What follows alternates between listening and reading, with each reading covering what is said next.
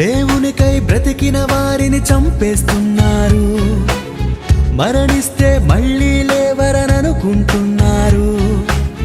బ్రతుకిచ్చిన దేవుడు మళ్ళీ బ్రతికించడా? మరణమే ముగింపు కాదని తెలియజేయడా? లేచాడు యేసుక్రీస్తు మృతి నుండి,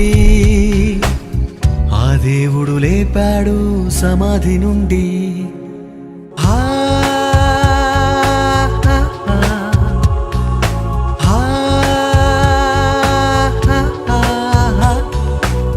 తొలి నరుని చేసింది ఈ మట్టి నుండే, ఆ నరునికి ప్రాణం పోసింది దేవుడే.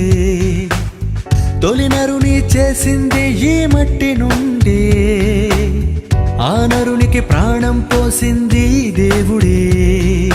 దేవునికి అసాధ్యమైనది లేదే,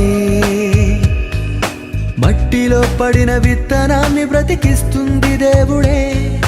మృతులను సైతం లేపుటకు శక్తిమంతుడతనే.